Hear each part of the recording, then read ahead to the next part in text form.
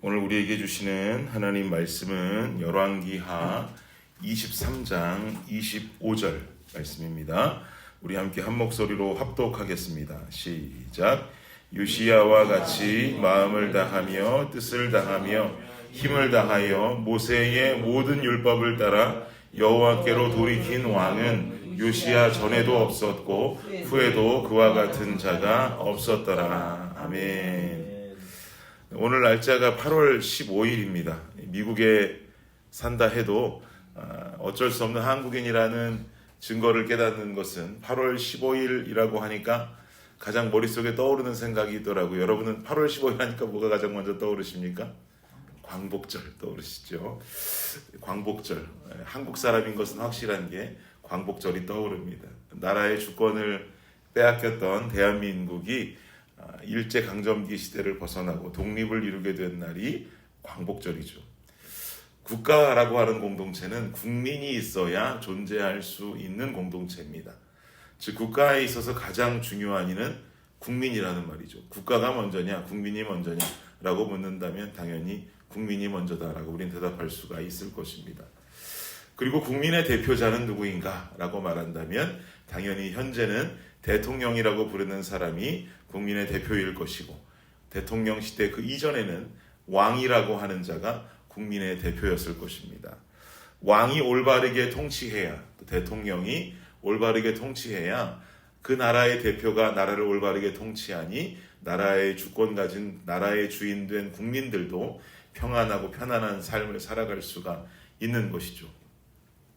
그래서 일제 치하에 살아가던 대한민국의 국민들은 국가의 왕을 둘 수 없었기 때문에 자신들이 힘을 합쳐서 의병도 조직하고 독립군을 조직하면서 잃어버린 국가를 되찾기 위한 노력을 해왔고, 결국 우리나라는 1945년 8월 15일에 독립을 하게 되었습니다. 대한민국은 사실상 일제강점기 시절에 나라를 대표하는 왕만 없었을 뿐이지 1919년도에 중국에서 설립된 대한민국 임시정부를 통해서 독립운동이 시작되었고, 나라를 위해서 목숨을 아끼지 않고 목숨 바친 독립투사들이 열심히 일하기 시작했던 것을 우리는 대한민국 국민들이라면 다 알고 있습니다. 이처럼 국가의 주인된 국민의 역할은 참으로 중요하고, 국민을 대표하는 왕의 존재는 나라를 바로 세워갈 수 있는 중요한 리더의 자리다라고 볼 수가 있죠. 우리는 열왕기하 말씀을 통해서 며칠 동안 계속해서 요시야 왕의 모습을 보고 있습니다. 아마도 요시야 왕의 인생을 들여다보는 것은 오늘이 마지막 날이 될 텐데요. 요시야 왕의 행적들은 성경을 통해서 대단한 칭찬들로 이어지고 있고, 심지어 오늘 본문 25절 방금 읽었던 말씀 보니까 모세의 율법을 따라서 여호와께로 돌이킨 왕은 뭐라고 그래요? 요시야 전에도 없었고 요시야 후에도 그와 같은 자가 없었다라고 하는 칭송을 듣게 됩니다. 이만한 칭찬이 어디 있을까요? 그러면 왜 이렇게 요시야라고 하는 왕은 이렇게 대단한 칭송을 받고 있는 걸까요? 뭘 그렇게 잘한 걸까요? 우리가 며칠간 지켜보았던 요시야의 행적들을 함께 기억해 보시면, 첫 번째로 요시야는 성전을 보수했습니다. 정화했다 이 말이죠. 거룩해야만 하는 하나님의 성전으로 다시 돌아가기 위해서 최선을 다했던 왕이 요시야라고 하는 왕이었습니다. 또 어떤 일을 했죠? 산당을 없애버렸고, 아세라 목상을 찍어버렸고, 불태워버렸고, 우상단지를 싹 다 없애버리는 일들을 행했습니다. 그리고 인신제사를 받던 몰렉신을 섬기는 제사 행위들을 모두 다 금지시켜버렸죠. 또 어떤 일이 기억나십니까? 모든 백성들이 hil기야라고 하는 제사장이 성전에서 찾아낸 그 율법책의 내용을 들으면서 요시야라고 하는 그 왕과 그 모든 백성들이 함께 우리의 과거의 잘못들을 다 회개하고 하나님의 뜻을 쫓아 살겠노라고, 순종하며 살겠노라고 결심하고 결단했던 모습들, 여러분 기억하실 겁니다. 여기까지 우리가 알고 있는 요시야 왕의 지금까지 나타난 성경 속의 올바른 행적들입니다. 그런데 요시야의 올바른 모습은 여기서 끝나는 것이 아닙니다. 아주 중요한 행적이 오늘 본문에 등장하는데요. 23장 21절 말씀 보시겠습니까? 21절 말씀 우리 함께 한번 읽어보겠습니다. 시작.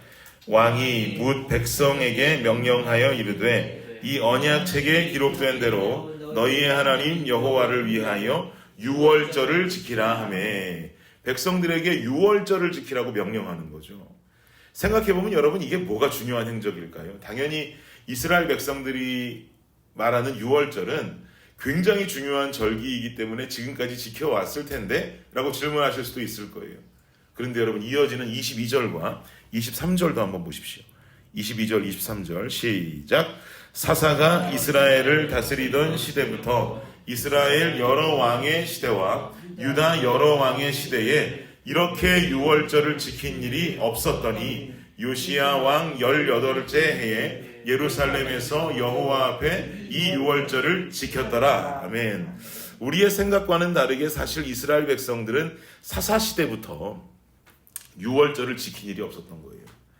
그런데 요시야 왕이 성전에서 발견한 율법책을 읽으면서 이 유월절을 회복시켜야겠다라고 하는 결단을 한 것이죠. 잘못 우리가 지켜왔던 유월절을 지키지 못하고 유월절을 버리고 살아왔던 우리가 다시 유월절로 돌아가야 된다. 회복해야 된다라는 것을 주장한 거예요. 이게 상당히 중요한 행적입니다. 여러분 유월절의 의미는 무엇입니까? 모세가 출애굽하기 전에 바로 앞에서 행한 10가지 재앙 중에서 마지막 재앙이 장자의 죽음의 재앙이었죠.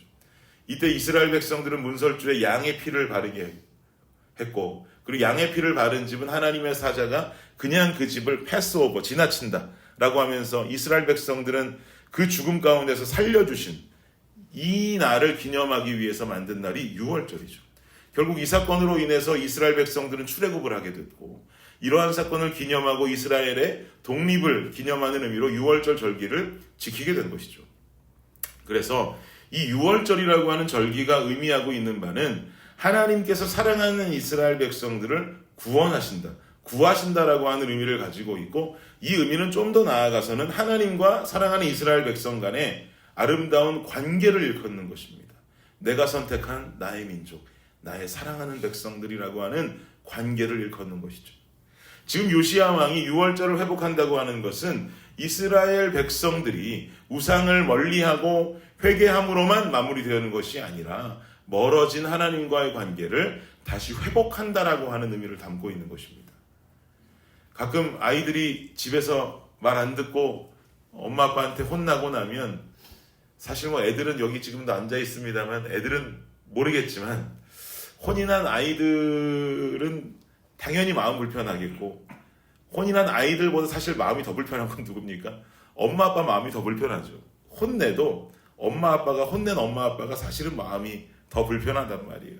그런데 혼이 난 아이가 조용히 와서 그냥 아빠 미안해 라고 다시는 안 그럴게 라고 말하면 그 순간 사실은 엄마 아빠의 마음은 풀어지고 녹아지기 마련이죠. 미안할 짓을 왜 해 이놈아 하면서 다시 혼내는 부모님들은 없겠죠. 안아주고 받아주면서 그래 다시는 그러지 마라 라고 이해해 주는 것이 부모의 마음일 것입니다. 자녀가 미안하다고 말하면 그래 다시 그러지 마라 라고 하면서 안아주고 불편했던 부모의 마음도 내려놓기 마련인 것처럼 사실 우리가 잘못을 주님 앞에 회개한다라고 하는 것은 하나님께서 우리를 다시 안아주시고 불러주시는 결단코 우리가 죄지었다고 주님이 우리를 버려버리고 주님이 우리를 죽이겠다라고 하고 이런 상황까지 벌어지지 않겠지만 우리가 회개하고 돌아간다면 다시 받아주시는 관계의 회복이 일어나는 것 여기까지가 우리 삶에 나타나야 되는 신앙인의 모습이다라는 것이죠. 이게 이러한 하나님의 백성으로 관계가 다시 회복되어지는 유월절의 의미가 내 삶에 살아나야 한다는 것입니다. 우리는요 형식적인 회개에서 벗어나야 됩니다. 형식적인 회개라고 하는 것은 하나님 앞에 이거 잘못했다고 말하면서 내 죄를 열거하고 고백하는 것 여기까지가 회개 같지만 그 후에 하나님과의 관계가 다시 회복되지 않고 내가 그냥 그 죄를 지은 지 얼마 되지도 않은 상황에 똑같은 죄를 거듭 죄악 속에서 벗어나지 못하고 자행하는 삶을 살아가게 된다면 이 회개는 어디까지나 형식적인 회개가 될 뿐입니다. 우리는 내 죄악들을 하나님 앞에 마음 다해 고하고 하나님과의 관계를 온전히 회복함으로 말미암아 다시 그 죄를 거듭해서 짓지 않으려고 하는 노력과 몸부림이 우리 삶 속에 살아있어야 된다는 말이죠. 이 죄를 다시 지을 때 아무런 죄책감도 없이 다시 행하고 그 다음 다시 회개하고 아무런 죄책감 없이 또 다시 행하고 또 다시 회개하고 이것은 진정한 회개의 방법이 아니라는 말입니다. 우리는 우리의 삶 가운데 다시 거듭하는 죄악들을 마주할 때마다 주님, 내가 이러면 안 되는데요. 나를 지켜주십시오. 내가 이러면 안 되지. 은혜 가운데 몸부림치려는 우리의 모습이 살아있을 때야 비로소 우리는 하나님과의 관계를 회복하려는 아들과 딸의 모습을 갖추게 된단 말이죠. 사랑하는 여러분, 주님이 우리와 늘 함께 계십니다. 우리 안에 거하시는 줄 믿습니다. 우리가 이 말에 아멘하고 동의하신다면 죄 앞에 두렵고 떨리는 마음을 가져야 합니다. 그것이 우리가 아멘하고 이 말씀을 받는 증거가 될 것입니다.